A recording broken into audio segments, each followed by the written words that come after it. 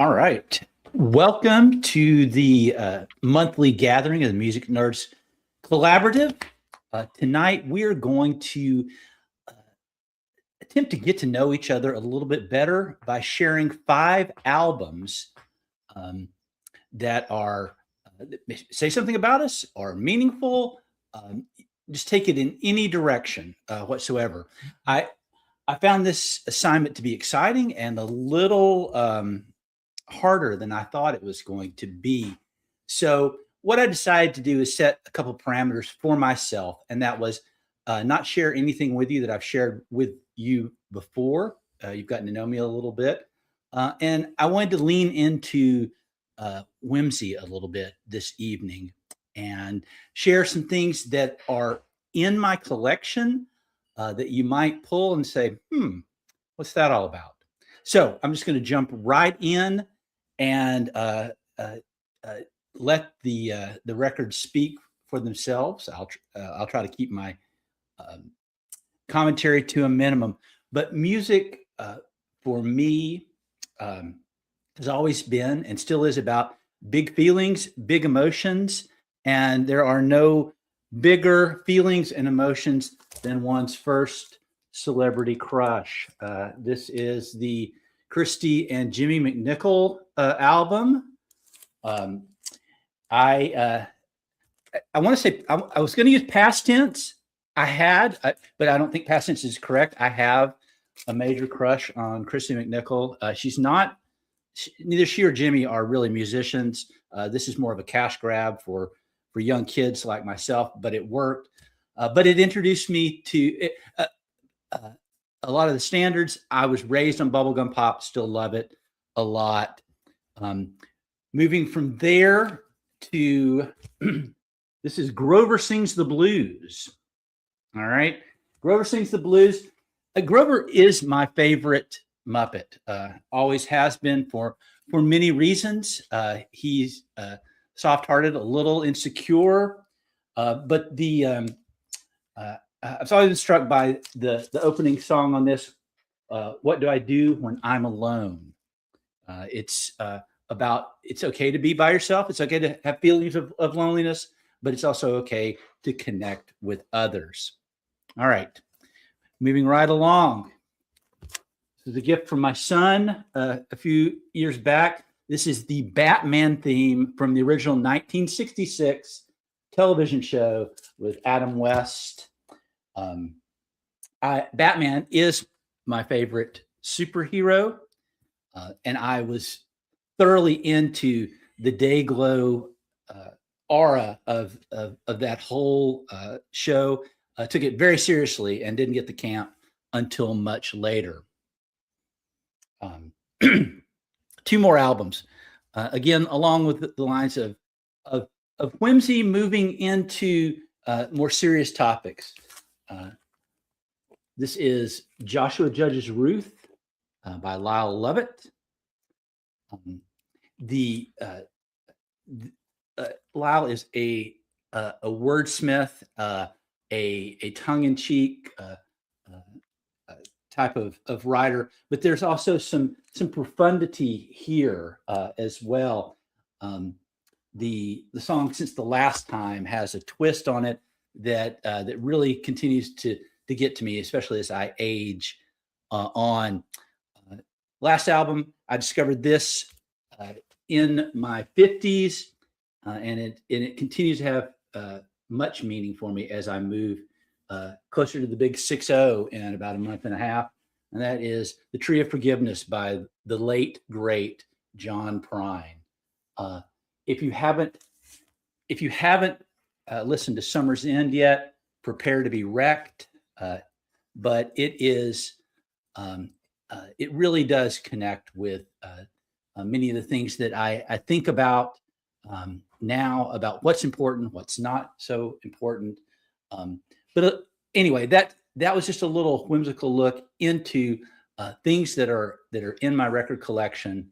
Um, uh, as Phoebe Bridgers says in the Boy Genius song "Souvenir," in her part, she's referring to moving next to hospitals and cemeteries, but her line extends to my albums as well. I don't know what that tells you about me, but there it is. So that's my opening, and I look forward to hearing from the rest of you about 5 albums that say something about you. I want to thank our colleague Rick for kicking us off, and everybody for hopping on the call tonight. And if anybody is listening out there on Facebook Live at the Teacher on the Radio page or on our YouTube channel, whether you're listening to it in person in the moment on Monday, June the 15th, 2026, or if you're listening to it in replay, we're well into, we're up into double digits. I have a list, and I should have pulled it up, but this is like 20-something episode of this thing. I think this is the 26th episode. I'll double check that. The 26th episode of the monthly Music Nerds Record Club discussion group. That is excluding our annual best of the year, which we're halfway through 2026. The Music Nerds will be taking July off, mainly at my request, since I set up the StreamYard, and this is not a commercial for StreamYard, but that's the platform we use to make this thing. I'm going to be gone. I'm leaving tomorrow morning, and I'm going to be gone until about almost to the beginning of August, and I'm looking forward to many travels. So I loved what Rick did so much. I'm a little jelly. I don't have any records to show you. I didn't make a slideshow like I do at the end of the year either. And I had 8 discrete lists of 5, because there's no way I could do just 5. So I've limited the 8 out of the 8 discrete lists of 5. I've narrowed it down to 5 discrete lists of 5, and I'm going to mix them up now in my hand, looking at you, not looking at my hand, and I'm going to pull one of these marvelous lists of 5 albums. And the 5 that made out of the 8, they all generally have a time period and a genre-ish theme. All right. And the one I picked up, this is the one I started with. This is the one that I wrote. And then I made 7 more. This is the one I started with. So this week, 40 years ago, I graduated from high school. And I was supposed to go to my 40th reunion. And I've decided not to go. I'm not going to go to my 40th reunion. I did go to my 30th. It was really, really fun. I know, Mark, make funny faces at me for not going to my and the reason why I'm not going to my 40th is because I bought a ticket to see Bob Dylan in Nashville, and I'm going to be gone a lot this summer, and I needed to get home to have cataract surgery. The poor guy, Tom Beach, if you're listening, the poor guy in the class of '86 website, I told him it was for cataract surgery, not for Bob Dylan tickets. This might be my last chance to see the old poet mumble, turn his back to me and mumble incoherently into the microphone. All right, so these are all albums that were released in 84, 85, 86 that were in heavy rotation before the junior, senior year of high school. So this is definitely that formative. And they say that there's all this research now, neurological, sociological research about the music, the nostalgia bump of that music, the reminiscence bump of that music that you were listening to when you were late teens. There is, unfortunately, 2 of these albums. I've broken Rick's rule. 2 of these albums were our earliest choices. When we did Music Nerds Record Club, these albums rose to the fore as albums that all of us felt were formative in our existence. So only 3 of these are not that, and you won't be surprised about any of them. So starting out, I'll start with maybe the wild card is Lone Justice's self-titled album that came out in 85, I believe. And that was when they were a cowpunk band based in Los Angeles, and they were playing exclusively roots music. They did do Tom Petty song, a lot of originals written by the band, lyrics by Maria. They're like my favorite, Soap, Soup, and Salvation, being a song about a soup kitchen, but also You Are the Light and many more. But I had the fortunate experience of becoming besties with Maria McKee, and we became pen pals, and we still talk to this day. And I just freaking love this person. And in their later years, they came out as queer, but they've stayed married to their husband. And one of the ways that they express their queerness is being kind of a matron to trans people. And they do a lot of fundraising for the trans community. And they have a lot of, they're kind of like a queer elder to trans people. But I did recently read Erin Osmond's amazing book, which we could have a book club, Won't Back Down, on Heartland Rock and the Fight for America.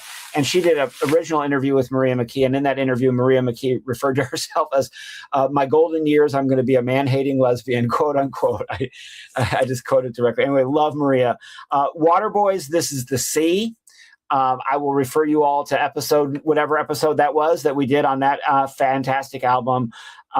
Purple Rain by Prince. I will refer you all to that episode that we did on that. And then the other two, given that it's high school and it was those formative years, it's going to surprise no one, especially not Joe Guinness and Scott Greenberg. But Joe Guinness and I have a very, very special memory of this album, Fables of the Reconstruction by REM. It was 84 when Reckoning came out that Joe took me to REM at the Michigan Theater, first or second row on that tour. But Joe and I together got guest list for the Reconstruction tour, and we traveled to Columbus, Ohio, and Indianapolis, Indiana.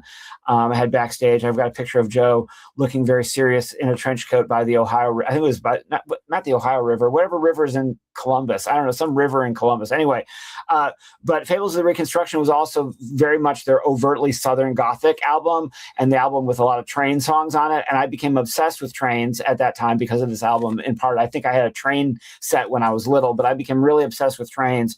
Even more so, and train travel as a preferred kind of travel, but also with Southernness, not knowing that I was going to become an adopted Southerner in a few years. And of course, at the top of my pile is U2's Unforgettable Fire. And lots of people will point to War. War was the album that I really fell in love with them over. And Joshua Tree was the album that I toured behind. And because of Maria, I was able to go to a lot of those shows as her guest, as Lone Justice was opening up the first leg of the U.S. tour in spring of '87. Both of those albums, and of course, Boy in October. But it was the first album after I became a fan that I lived through the anticipation of the album dropping, the single dropping, then the album dropping, then waiting for the tickets to go on sale, and there's something about that album once you've become a fan, but you're still early in your fandom, and that album drops and it's everything. For example, one of the lists I had was Jason Isbell, of course, was on that list. And it was Something More Than Free, not Southeastern. Southeastern was already out, and that's the album I fell in love with, like I fell in love with War. But it was when Something More Than Free came out that I was just like, oh my God, I can't. The anticipation is just off the Richter scale. And Unforgettable Fire, they talked about Hiroshima and Nagasaki, and they talked about Martin Luther King Jr. and the anti-nuclear weapons, anti-war movement around anti-nuclear weapon proliferation specifically, and studying Dr. King were two things I shared with Bono. I mean, I already had them of my own. Bono didn't get me into those two issues. I was already into those issues heavily, but resonating with Bono on those two issues was formative in my upbringing. And I tip to Amy Rock for her 5. I can't wait to see what else you all have in store for us. Rick, thanks for prompting us with this amazing, amazing prompt. Yeah. Thank you, Andrew. Thank you, Rick. Excited to be here to share these albums. I've set some parameters to figure out what 5 I would pick. Like Rick, I wanted to pick 5 that y'all don't know. As the youngest member on right now, I don't need to share Nirvana and like Soundgarden with you. You were there when those were on the radio, but I was in middle school when those hit, and those were important to me. But I want to share with you some albums that were super important to me in my childhood and in high school. Like Andrew was saying, my last 2 albums are ones that hit really hard in high school and like made me who I am. But and my other parameter is that I found them on my CD case. So I'm going to show you 5 CDs I have that I've had since, let's see, this one's probably since 1998. And we're going to start off with the W's. They are a swing ska band, and they're kind of kiddish, kind of fun. All of these artists are Christian. Oh yeah, my last parameter is that this kind of tells my faith story too, as all of these are technically Christian albums. So this was on a Christian label, but it was actually, I think, pulled from shelves in some places because they use the word stupid to describe people, or, just like a little too edgy. Anyways, imagine just little kid me running around going, I love ska. What's ska, little girl? Like, it's rock with horns, and I like these songs. And no one told me about Sublime or Brian Setzer Orchestra. It was just this, and I loved it a lot. They weren't available on streaming for a long time, but just recently they put this album and their first album up as a combined album. They're the W's. This one's called Trouble with X. Their first one's called Third from the Last. And the compilation is called What's with the Apostrophe? So the W's is just like fun and happy. Some of the songs are like challenging hypocritical Christians, and it feels really nice knowing that my mom and I were driving around listening to that. The next one is a band y'all might have heard of before, Relient K. I think they're based in Nashville. They've been around for a minute. This album was one of the first albums that I got into because my friends and classmates were into it, where it was something I picked out, and my friends liked it. And like the W's, it's just kind of fun and silly, and safe and a little Christian, but mostly just songs about going to the Sadie Hawkins dance in my khaki pants. It's great. It's pop punk kid stuff. It's Christian music's response to Blink-182. My brother stopped me from getting into boy bands, and my parents stopped me from getting into other secular music. So this is where we landed. Third one, again, in the vein of boy bands, but also my entry into alternative rock.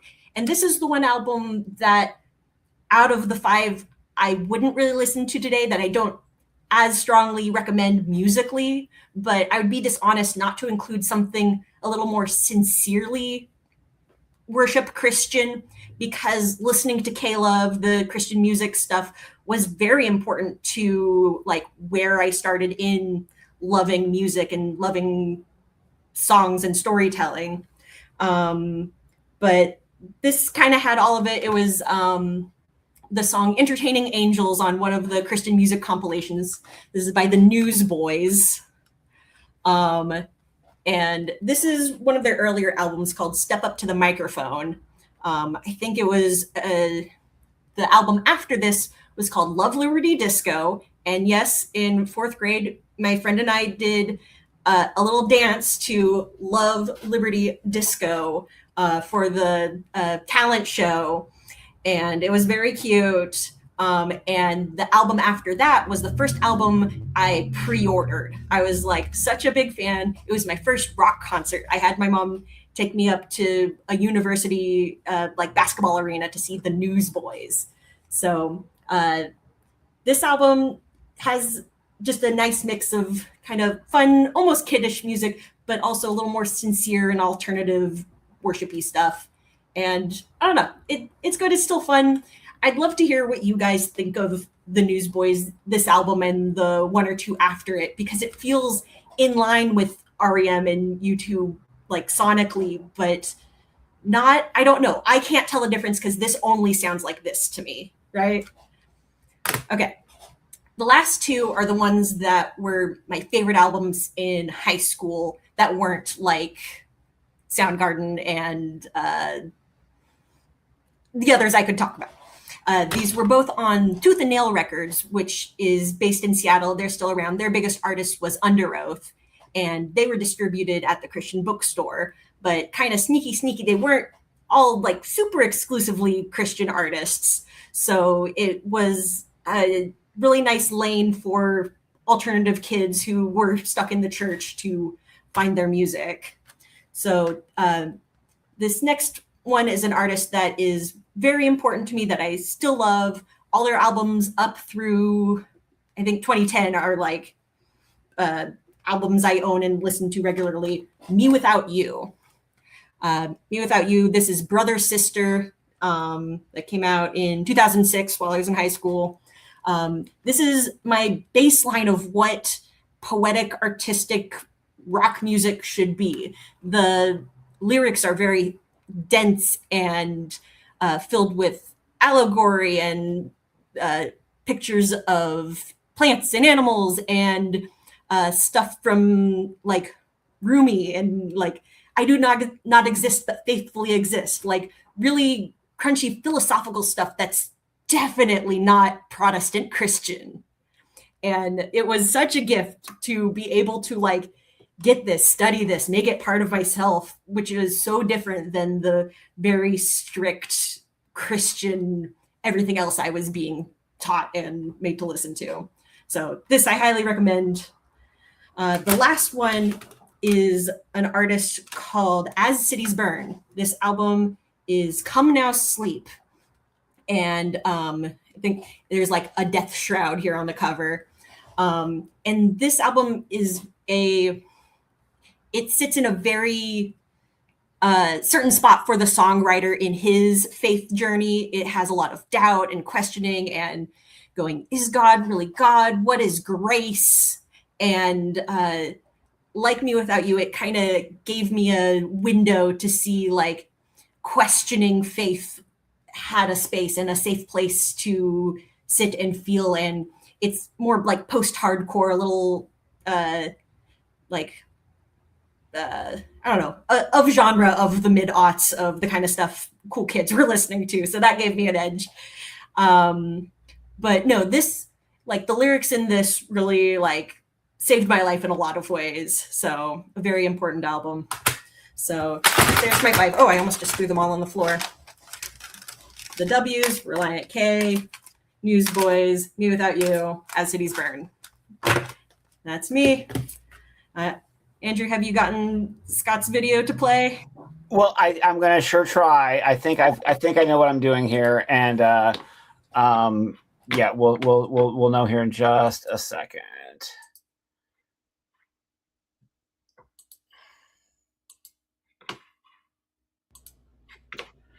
What's up, my nerds? It's your boy Greenberg, and once again, I'm sorry I can't be there. This will be twice in 3 months. What will they say in the comment section?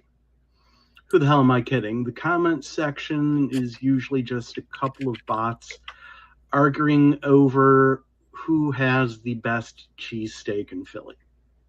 So, Professor Quinn's Query, 5 albums that tell us your story, that tell us about you. And if I really seriously wanted to pick 5 albums that told a story about me, I'd probably still be working on that list, because I feel like that's the kind of question that can only be answered by the people around you, if that makes any sense.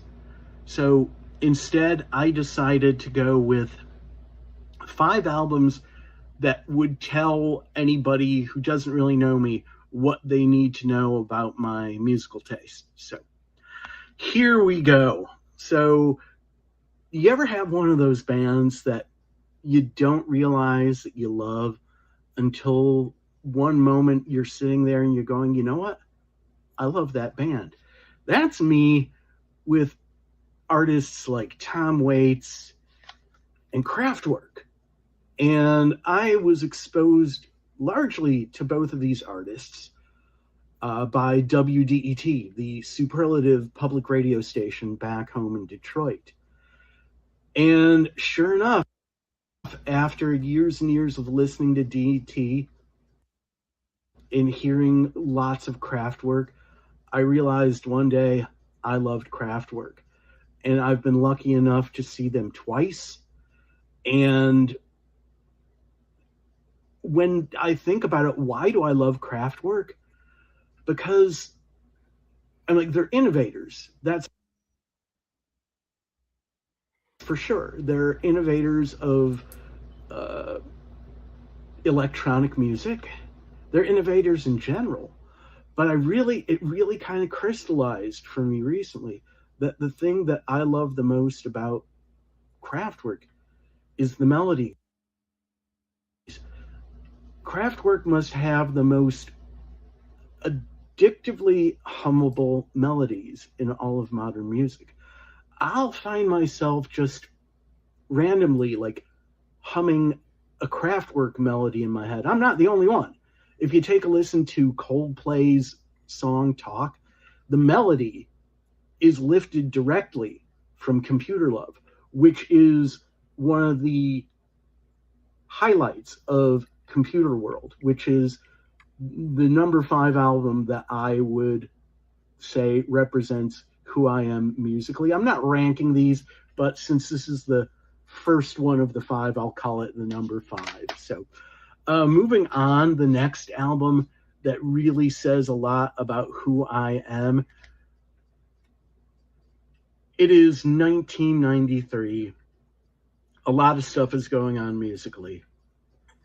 And at this point, I had already bought in with PJ Harvey. I was already a fan of Patti Smith. I was already down with the loud and proud voices of strong women. And I read this review of this album by this woman from Chicago. And I was intrigued.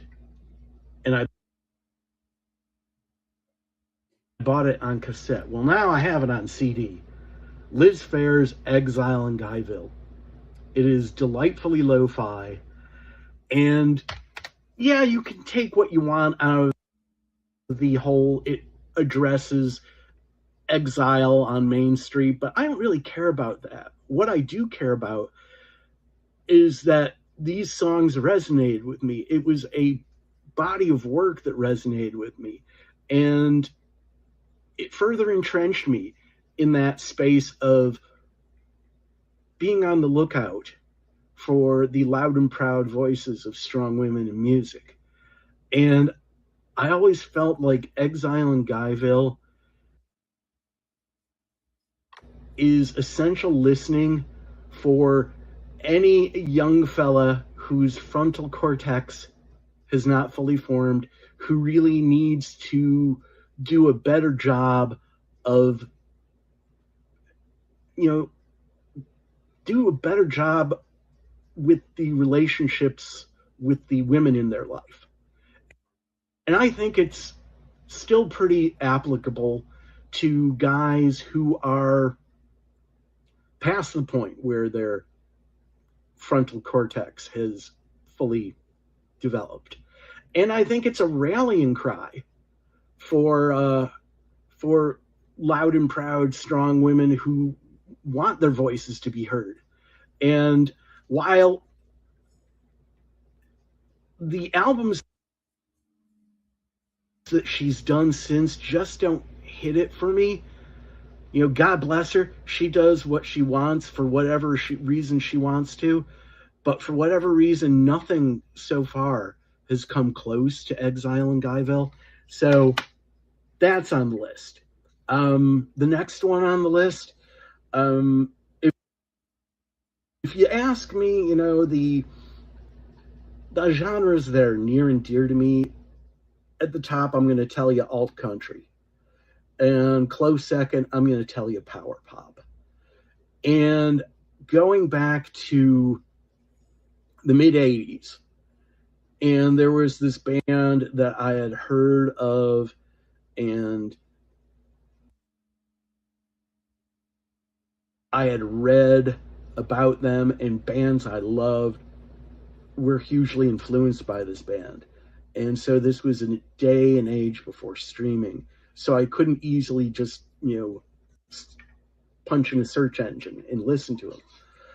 So one summer, on a day off from the summer job that I had that was in Western Michigan,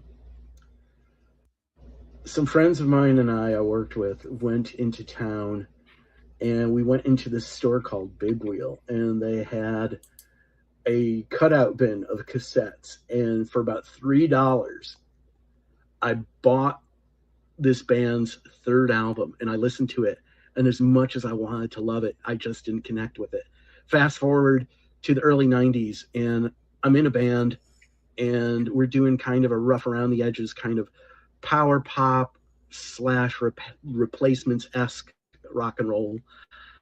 And a friend of mine who is a guitarist in a shoe band asks me if I like this band that I was referring to earlier on in this segment. I said, I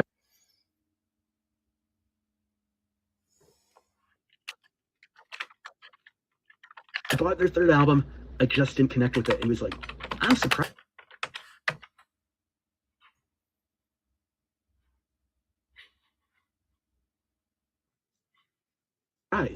Because based on the songs you write, I would think that you would be a big fan.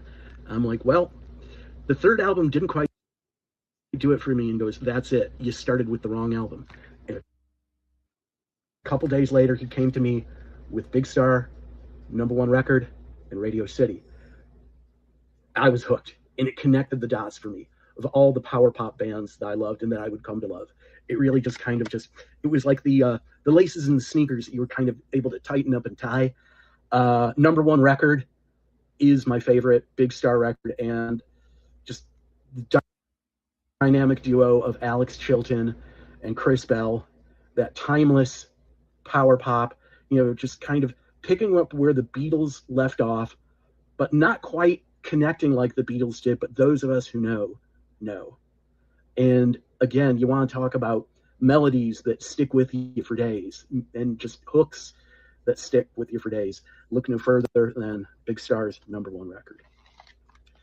It is late in the 90s, and I was just about to start my very first copywriting job. And again, going back to WDET, and I was hearing songs by this band from France, and I loved it. And I never heard music quite like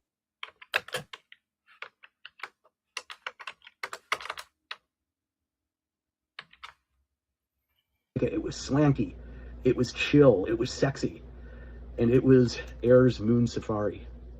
I became a fan from the get-go. I'm still a fan. I was lucky enough to see them on the tour for 10 Kilohertz Legend, and it led me to bands like 07. It really kind of underscored my love of trip hop. It really kind of opened me to lounge music, things that previously I thought were cheesy, but Air made them cool. And I would say it's also probably one of the best quote unquote makeout album, quote unquote / baby making album of all time. All right, my last one. I think you know where I'm going with this. He's my all-time favorite singer-songwriter. My podcast is a reference to not one, but 2 songs of his. And I include him because not only do I love his work and I love this album is kind of like a holy grail for me. And I've talked before about gateway drugs. In a lot of ways, I think this album was a gateway drug to me discovering American roots music. Because when you think about it, if this album came out today,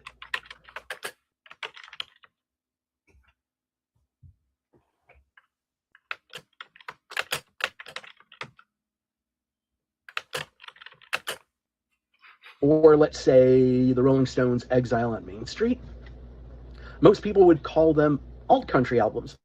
They wouldn't be wrong. And I think the same can be said for my all-time favorite record, Darkness on the Edge of Town. It's a song of hope. It's an album of hope. It's an album of perseverance. I turn to these songs.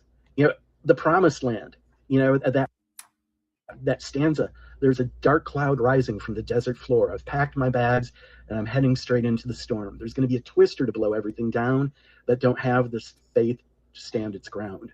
That's inspiring. It's inspiring as fuck. Just the leading into the last chorus of Badlands. Or no, actually it might be in the middle of it, but regardless of where it is, in the middle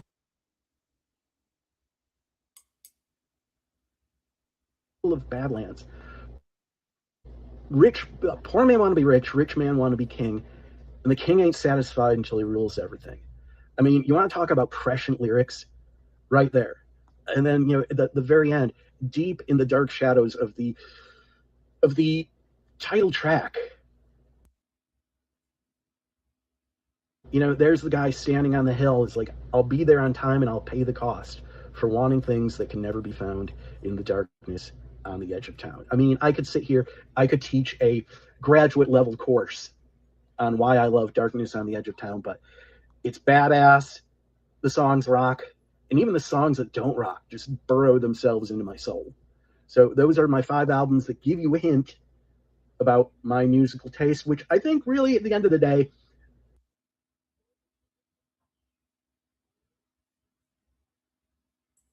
the musical taste of a person says a lot about that person. So I guess in a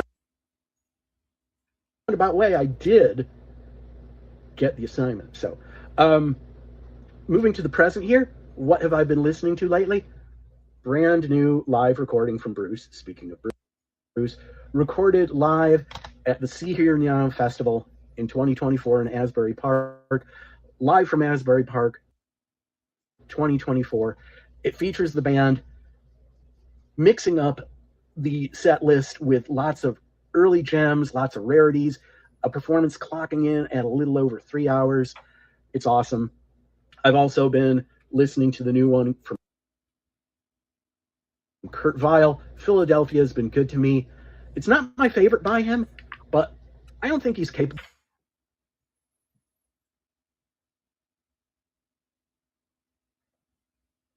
of a bad album. This one feels more like a vibe, but I dig it anyways because I dig Kurt Vile's whole vibe.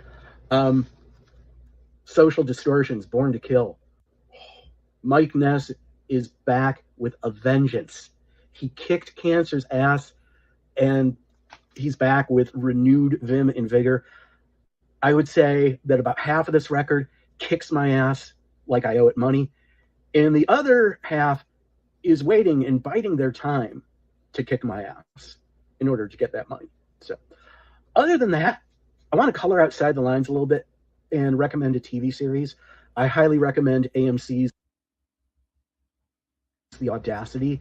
It's about tech bros and their families and the therapists who deal with them and the scary ass shit that they're doing with our data. It stars Zach Galifianakis, Billy Magnuson, who portrays a douchebag who I so badly wanted to punch, Rob Corddry, Simon Helberg. I can't recommend it enough. I need people to talk to about this show, so watch it. And hopefully I'll see you face to face next month. Greenberg out.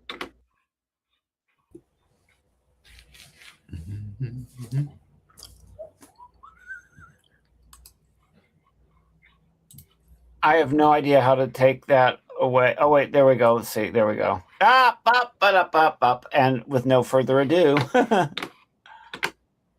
I think it's me, right? Nah. Hey, I'm Joe Guinness in the lower Hudson Valley. You all know me, but for the vast faceless audience out in the ethers, you know, that's who I am.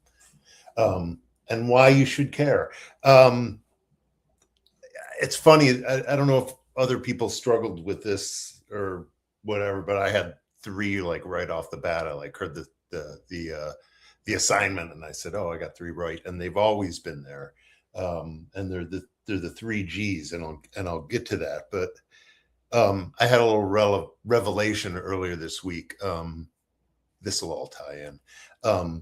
And that Andy's coming up to New York Wednesday, and we're going to see Hooray for the Riff Raff up in Woodstock and see some good bookstores and some people we like.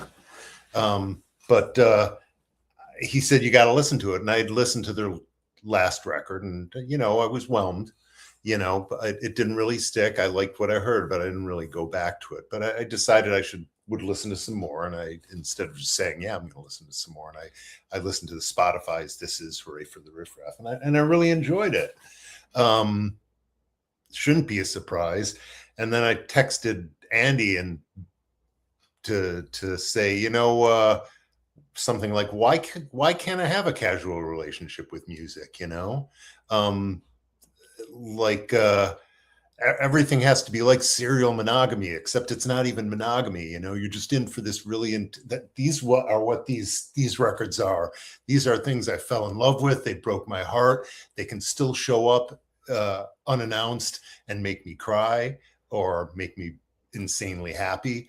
But it's how I relate to music, and I think that's maybe the reason I haven't really followed much music is just Andy's been talking about the neurological basis for, I don't know, connecting to music and the age it happens and how it imprints on you in a similar way to language does when you're younger. And I just this is music that is imprinted on me. And there's 3 records that that have always been there. Well, not always, but 40 years now, 40 years. So it's 84, 85. These are, I'm going to do these in chronological order, but not really in the order that they grab me. But the first 3 happened roughly the same time. There's the 3 Gs, and this is 1981's Gun Club, Fire of Love. It's one of the most unhinged, darkest, dirtiest Americana records before there was Americana. He's like, this is a white Los Angelino name of Jeffrey Lee Pierce, who formed this band. He was the president of the Blondie fan club in his younger days and had that relationship with Debbie Harry, but he formed this band that's been a major influence to many bands, but I think probably primarily is Jack White and the White Stripes and his whole empire. He always names the Gories. He names Gun Club and one others. Like, if these bands hadn't existed, I don't exist. Anyway, it's a blues Americana record. It's the most authentic white blues from a 20-something-year-old reckless, literate, brilliant Jeffrey Lee Pierce. There's also Kid Congo Powers in there, who went on to play with Nick Cave and the Bad Seeds and a bunch of other people. But this is an intense and fun record, and it gets itself dirty, and it'll get you dirty too. But just really 4 people banging out songs in a cave with some really just gut-wrenching and horrifying emotions to go through it. So this is good. I didn't hear this in 81. It was about 84, 85 from our friend Karen, who probably turned me on to blues more than any other person. The second G record is 1985's Gas Food Lodging by Green on Red, which is really an early.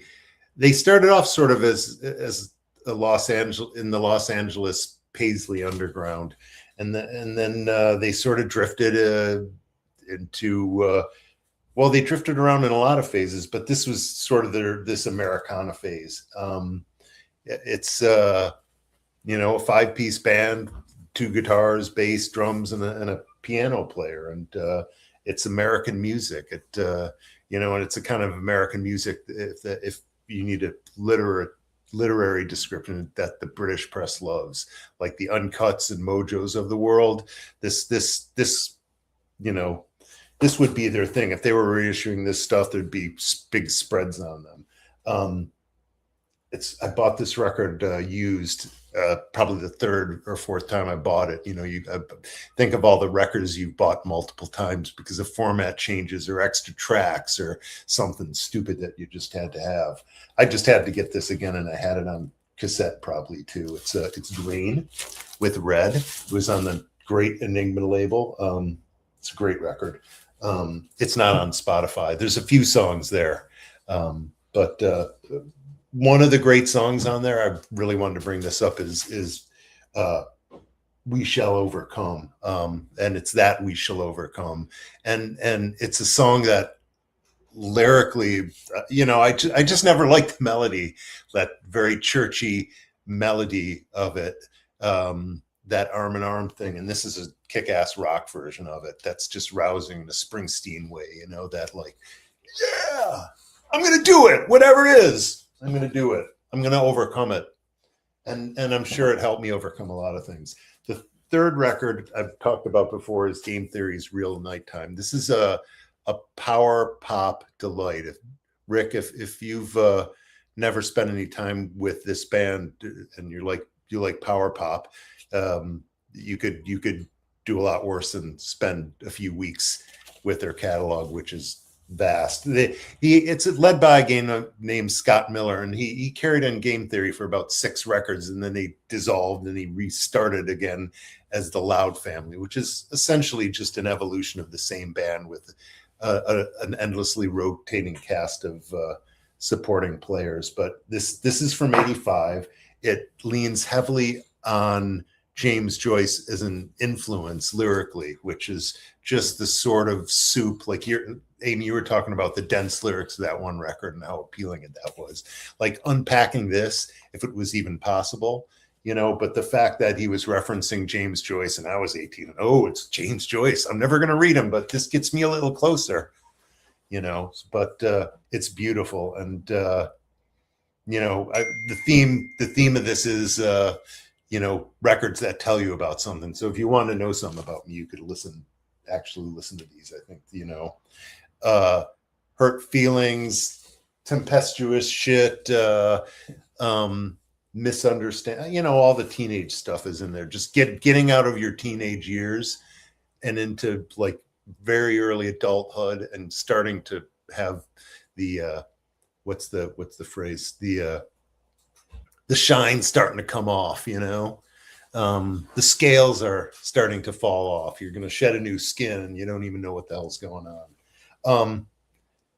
From 1998, and I've held this up a number of times before, is just jumping ahead to a whole new phase in my life. I was living up in Traverse City when I first heard the Tragically Hip's Phantom Power. The song that really struck me was a song called Escape Is at Hand for the Traveling Man, which was a song written sort of as a response to the death of, is it Jim Ellison from what was that band? I forget the name of the band. Anyway, it's another band from the 90s that you would have heard of if you're into 90s music. Arizona band, the guy killed himself. And it's about the brief encounters they had while traveling, like their bands ran into each other. And that spoke to me in some crazy way. In fact, there's a line in the song about them standing around watching a show where they're way down on the bill in New York, having traveled a long way for that. And, there's a line, "You whispered in my ear, this music speaks to me." And that was the start of my relationship, my beautiful, loyal relationship with the Tragically Hip. Something about Gordon Downey's lyrics, and I don't know if you have this sort of thing with other lyricists. It's like, I don't understand them half the time, but what they're saying is truth. It's very elemental. It's all got meanings, but I don't really, I'm hearing it and I'm having an emotional reaction to it. That's not necessarily, I filled in a lot of blanks. And when I understood what that song Escape Is at Hand was about, it was nothing like what I imagined, which is awesome because I was right too.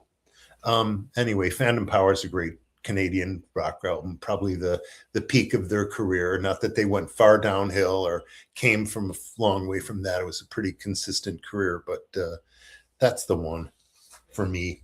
The last record, what is this? 2000 and I don't know. It's the early noughts. It's Richmond Fontaine's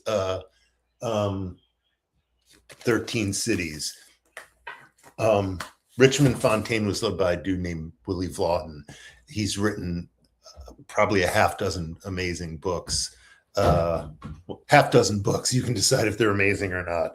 The music is very Spear, Creedence-like in a lot of ways, and as a lyricist, he's pretty phenomenal at capturing scene and emotion and just the states people get them into at their most desperate and saddest, which I don't know why it speaks to me, but it does.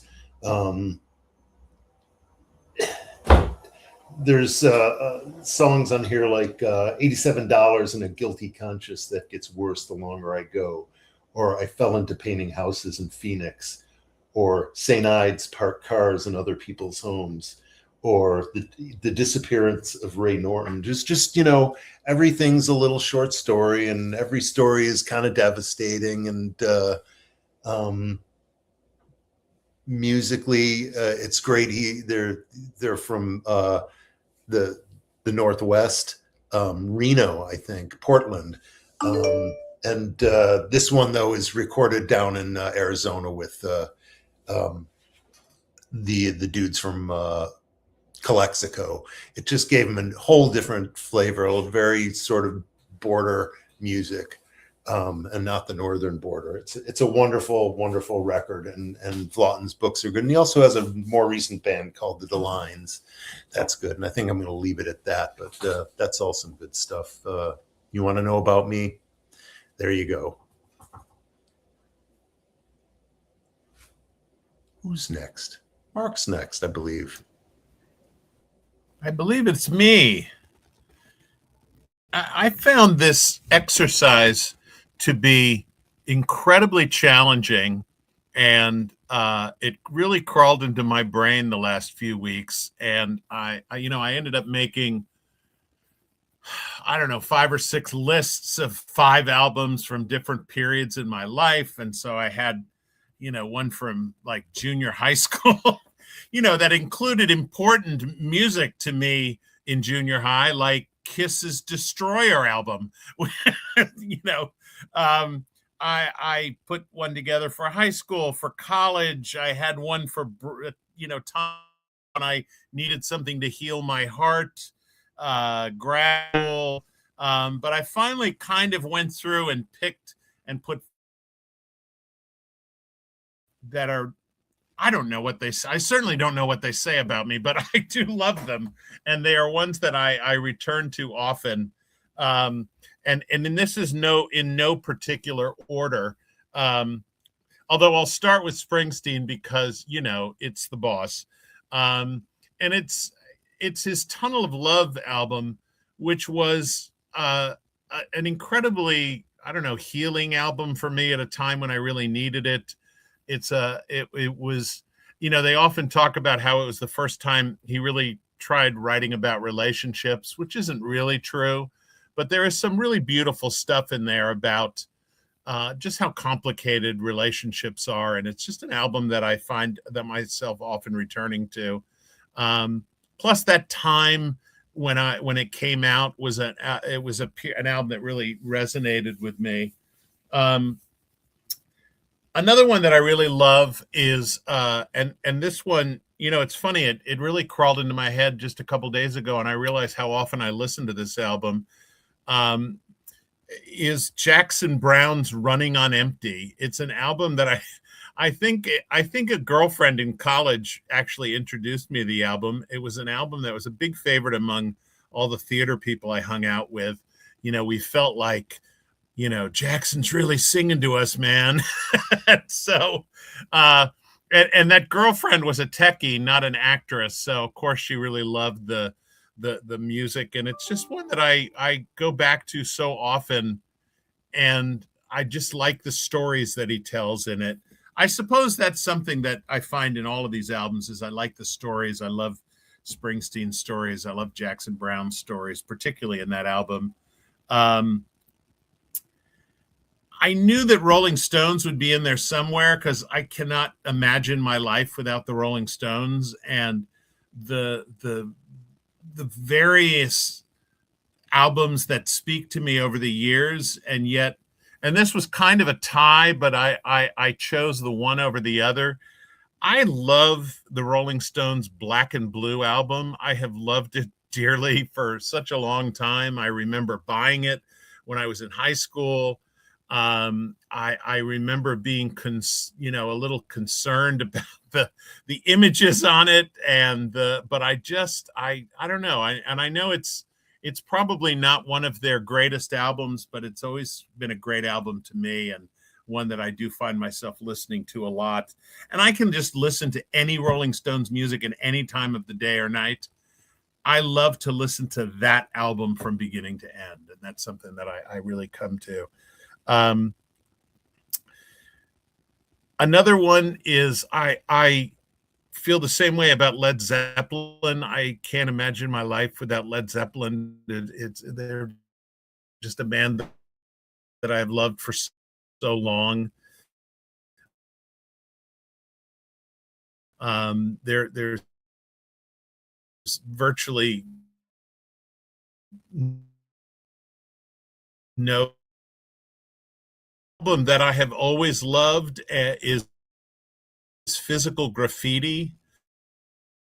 And I do remember very distinctly set deck, kind of a boombox, and I remember playing Physical Graffiti. I had recorded it onto a cassette tape, and I was playing it on my boombox a little too loud at a Baskin and Robbins in the town that I grew up in, and the owner threw me out because I didn't want to turn the music down because it's Led Zeppelin, man. And it's just such a great album, and I actually just listened to it today because I was thinking about this thing. And it may have been one of my first double albums. I don't remember for sure, but I absolutely loved it. And the fifth one, and this one is probably the strangest one, and yet in some ways it was one of the first albums that I thought of when I was thinking about albums that I connect to, and that again, not exactly sure what it says about me, but I have always loved it as an album. I love the band Genesis, and I know they've kind of I don't know. I mean, does Genesis ever really go out of style? But I guess they kind of have. I don't know. But I love their Wind and Wuthering album. I remember buying it when I was a teenager. I just think it's a cool album. It was their first, I think it was their first album after Peter Gabriel quit the band. And I didn't know anything about that. All I knew was I just loved it. And I didn't necessarily, at that point in my life, I wasn't discerning enough to understand the difference between Peter Gabriel Genesis and Phil Collins Genesis. I mean, later it became really apparent, but in that album, I just thought it was the coolest music. It was different. It was kind of epic. The writing in it was so strange and interesting, and but also very beautiful. And it was definitely my Genesis is just one of those bands. I know very few people of my friends who could care less about that band, and yet I've loved them for such a long time, and I revisit them all the time. And I went through a deep dive through all of their early Peter Gabriel work during COVID, strangely enough, and I just fell so in love with all that early stuff that I was not quite as familiar with. So anyway, those are my 5 albums: Wind and Wuthering, Black and Blue, Physical Graffiti, Running on Empty, and Tunnel of Love. It was very weird to not. I talked to Gus for a while about it. Gus couldn't believe that I wasn't putting a Charlie Brown Christmas on my list. And he's in some ways he's very right. I feel like I should have put the original cast recording of Sweeney Todd, the Demon Barber of Fleet Street. I saw it in high school in its original run on Broadway. It changed my whole mind about musicals, which I thought mostly were corny and silly. And then along comes Sweeney Todd, and it just changed everything that I believed about musicals. So anyway, those are my albums, and this has been a great, Rick, I've really loved this exercise. It has been so fun. I feel like I got to jump into the TARDIS and travel through time, through all these different periods of, oh yeah, that's when I was listening to that, or that's when I was listening to that. And I think about that. So thank you for that. It was great.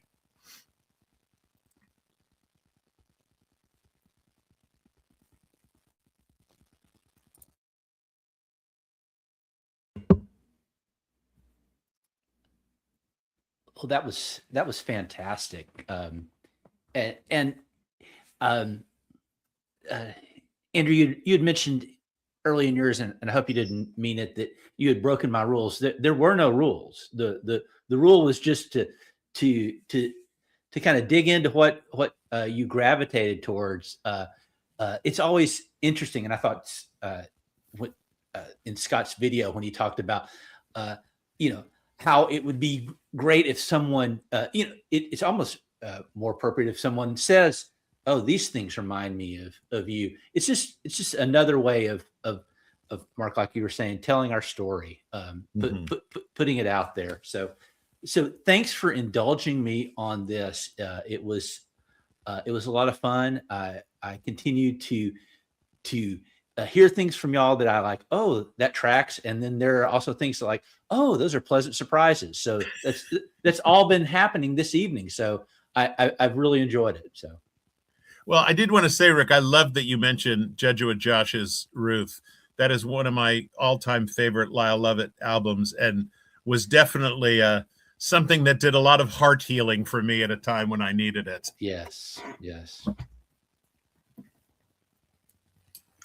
I'm really taken quite aback by how little I've listened to most of what I've heard about tonight, and this I'm probably 60 or 70% of what I have never listened to, at least, if not higher percentage than that. I mean, I'm certainly familiar with all of the bands that Mark was talking about, but I think only the Springsteen album, which I only very recently became familiar with, and the Jackson Browne album, would I consider to be albums that I kind of get. Whereas in my Zeppelin and Genesis and what was the other one? Rolling Stones, Black and Blue. Yeah, even though I love all those bands and I've listened to all those bands a lot, I couldn't think what. And Amy, I'd never heard of the W's, or what was the other one? The last one that you did, After Me Without You. As Cities Burn. Yeah, I'd never heard of As Cities Burn or that. And then Rick, what's on your list that's not goofy as AF? Like, I mean, Rick, yours was so goofy. So fun. I mean, I know it was so fun, but what's on your not goofy list? On my not goofy list? Not that you're not you're always goofy to me, but I mean, no, I appreciate it. I wanted to lean into the nerd stuff, but not on. Mark said mentioned albums that were healing. I almost included Sky Blue Sky from Wilco, which brought me out of a rough period at one point. It was the medicine that I needed. Albums that opened me up. This one's familiar to you, Andrew, is Suzanne Vega's Solitude Standing, especially the song Language. If language were liquid, it would be rushing in, but still here we are in a silence more eloquent than any word could ever be. It just says something to me about my whole wrestling with the transcendent, whatever that is. So those are a couple that would make it. I've gotten into a lot of Nick Cave lately. I would have included Boy Genius on this. There was a NPR music newsletter this week that said "Sad Girl Summer" is here, and I'm here for it.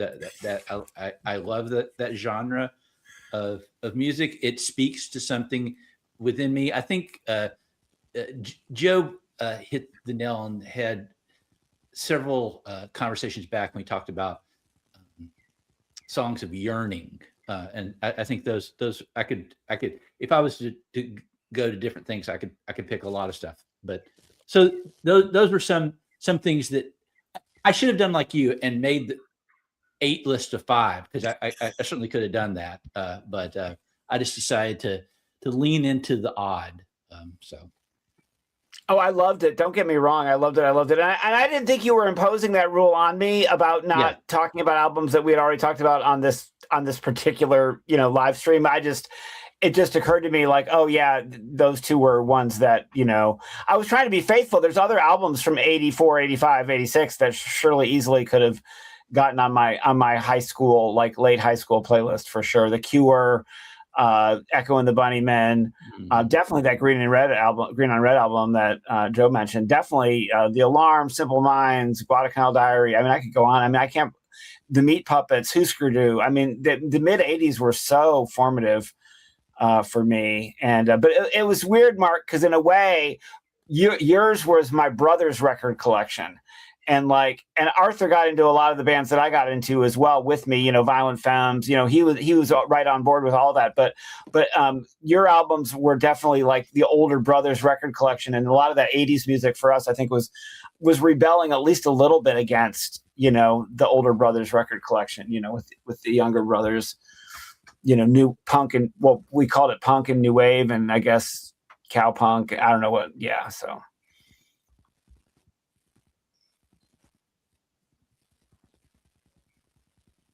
So good. It's as if we could continue making lists and talking about albums every month for the rest of forever. And I'm glad to do that with y'all. I do. I am a big fan of the listicle. And, whenever a major publication publicizes any listicle of any kind, whether it's, Rolling Stone or New York Times or whatever, but when there's a big music listicle, everybody on the internet loves to, pick at it. And, so I love list the art of lists. For sure. Oh, Rolling Stone just had the one the best guitar solos in the most recent issue. Yeah, it's fun. It's fun when they do that. I'm a sucker too. I love the book High Fidelity, and I love the movie version of it as well. That's all about lists.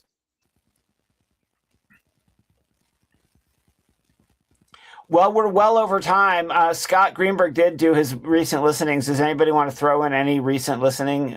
Really, just do a lightning round really fast. I don't, not necessarily music, but I saw The Outsiders on Broadway with my son Henry on Friday, and it was fabulous. I was surprised, yeah. I went in being fearful, but he wanted to see that. It was his first show on Broadway. And he loved it, and I loved it. And, I'd highly recommend it. A lot of that music in there sounds like Southwestern. So, Oh, cool. Yeah, interesting. That's my rec. I discovered someone named Liam St. John that just actually it was a Spotify suggestion based on what I listened to. And he's great. He kind of rocks out, and he's got a real bluesy sound, and I'm really enjoying him. And because Gus was at Bonnaroo this past weekend, I was sort of vicariously enjoying a lot of the music from the comfort of my air-conditioned home. And but there were a couple of moments when I was watching some of the live performances on Hulu, and at one point Gus said, "Oh, it's like you're here, Pops," and it made me feel really good. But a lot of that music, I really like. I don't know this Noah Kahn, and I think he seems very good. I listened to a few other bands that performed at Bonnaroo that I wasn't familiar with that I really liked. Nice. I'll recommend the movie Tuner.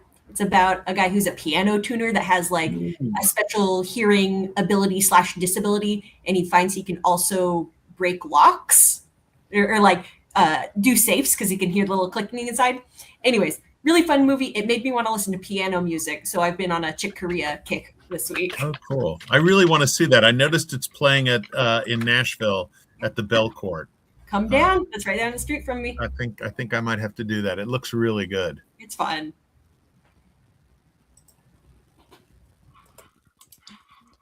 I've not seen it, but there's a new movie out called Mile End Kicks, which is an aughts and 20 teens coming of age dramedy about a music critic, a female music critic in the teens or whatever. The protagonist is trying to write a book, like a 33 and a third book about Jagged Little Pill. by Alanis Morissette. Anyway, if it's out on streaming, I'll get it. It looks like it might even be out on streaming now. So Mile End Kicks. I've not seen it yet. It was recommended by Stephen Hayden, who drives me absolutely crazy. His podcast went off the air for a while, and it's back now, so he can continue to drive me crazy. I was listening to that podcast in the car with Jeannie at one point, and she's like, "Why do you listen to these guys? You get mad at them so often." Anyway, that podcast is IndieCast with Stephen Hayden. We had the Community Sings Bob Dylan on June 1st. We had a variety show of local musicians to Cookeville and the surrounding areas, a few Nashville artists doing Bob Dylan standards. And I've been kind of getting back on a folk revival kick, in part because of Joe giving me a couple of years ago The Mayor of McDougal Street by Dave Van Ronk with Elijah Wald. I finally finished The Mayor of McDougal Street and then promptly went and watched Inside Llewyn Davis, which I know I'd seen when it came out, but I needed to watch it again. And lately I've been on a Joan Baez kick, and I'm probably going to go on a Phil Oakes kick. And Mimi Farina and Richard Farina, Joan Baez's baby sister, who Joan Baez was upset because she was hotter.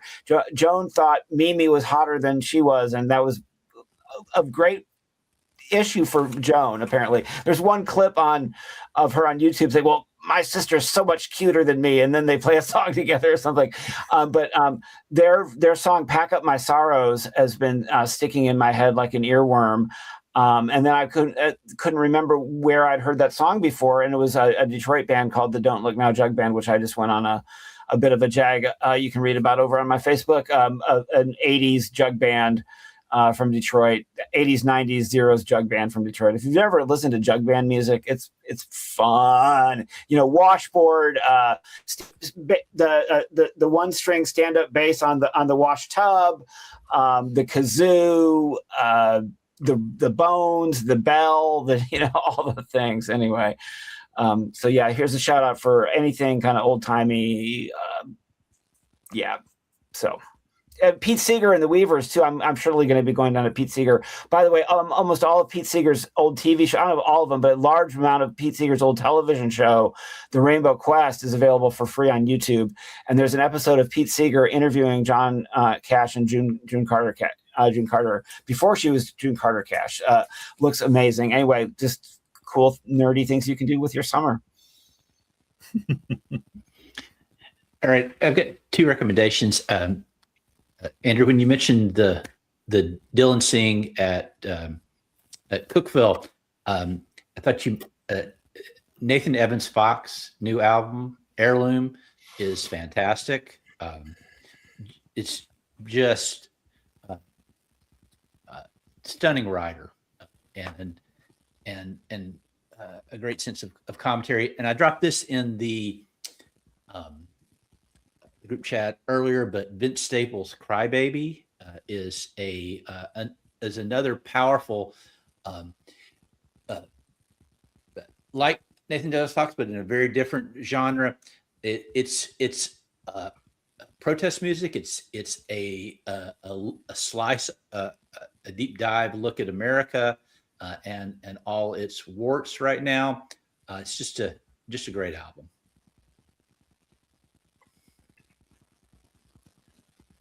That's all I've got. Cool. Did anybody else want to go? We're good. Take us out, Andrew. Yeah. Joe, did you have any extra?